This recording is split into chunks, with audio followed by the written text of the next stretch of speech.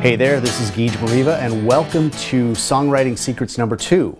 In this episode, I'm going to share with you a book that I picked up about 2 years ago.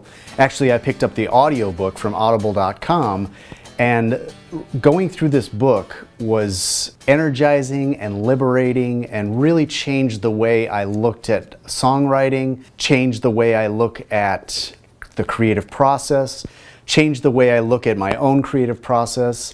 This book inspired me to go further with my songwriting. And so the book is Big Magic by Elizabeth Gilbert. She's the woman who wrote Eat, Pray, Love, as well as many other books, but Eat, Pray, Love is sort of one of her famous books. In this book, there's some writing about how ideas work. And I want to read that to you in just a minute here, but the whole book is just filled with inspirational writing on how the creative process is really a magical process. And I think allowing yourself to believe in that magic is what I have found has brought me lots of joy and excitement and creativity in my songwriting process.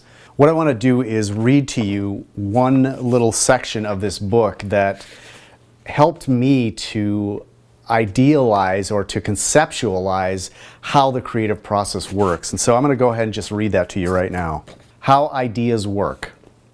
I should explain at this point that I've spent my entire life in devotion to creativity, and along the way I've developed a set of beliefs about how it works and how to work with it that is entirely and unapologetically based upon magical thinking. And when I refer to magic here, I mean it literally. Like in the Hogwarts sense, I'm referring to the supernatural, the mystical, the inexplicable, the surreal, the divine, the transcendent, the otherworldly. Because the truth is, I believe that creativity is a force of enchantment, not entirely human in its origin. I am aware that this is not an especially modern or rational way of seeing things. It is decidedly unscientific. Just the other day, I heard a respected neurologist say in an interview, the creative process may seem magical, but it is not magic. With all due respect, I disagree.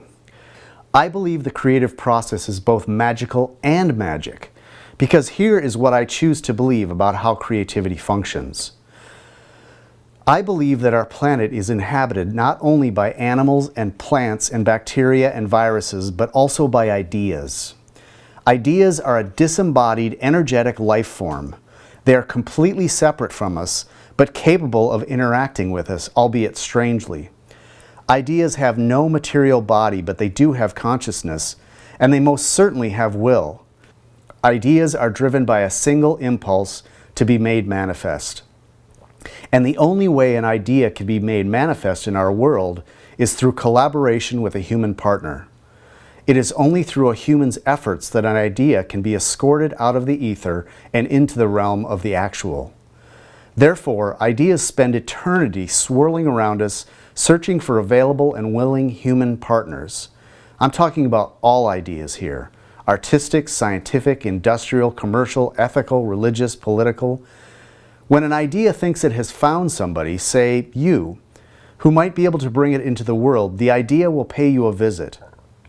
It will try to get your attention. Mostly you will not notice. This is likely because you're so consumed by your own dramas, anxieties, distractions, insecurities, and duties that you aren't receptive to inspiration. You might miss the signal because you're watching TV or shopping or brooding over how angry you are at somebody, or pondering your failures and mistakes, or just generally really busy. The idea will try to wave you down, perhaps a few moments, perhaps for a few months, perhaps even for a few years. But when it finally realizes that you're oblivious to its message, it will move on to someone else. But sometimes, rarely, but magnificently, there comes a day when you're open and relaxed enough to actually receive something. Your defenses might slacken and your anxieties might ease, and then magic can slip through. The idea, sensing your openness, will start to do its work on you. It will send the universal physical and emotional signals of inspiration. The chills up the arms, the hair standing up on the back of the neck, the nervous stomach, the buzzy thoughts, that feeling of falling into love or obsession. The idea will organize coincidences and portents to tumble across your path to keep your interest keen. You will start to notice all sorts of signs pointing you toward the idea.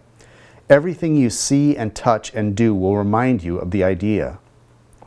The idea will wake you up in the middle of the night and distract you from your everyday routine. The idea will not leave you alone until it has your fullest attention. And then, in a quiet moment, it will ask, "Do you want to work with me?"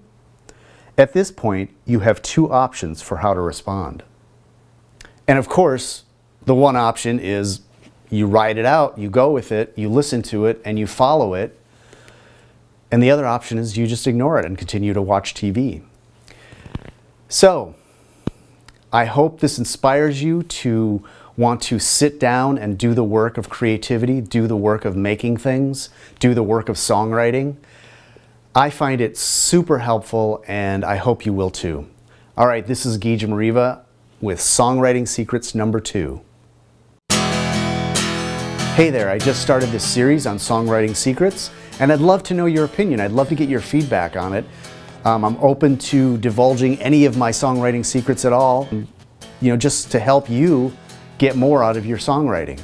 So feel free to comment in the boxes below, and also subscribe.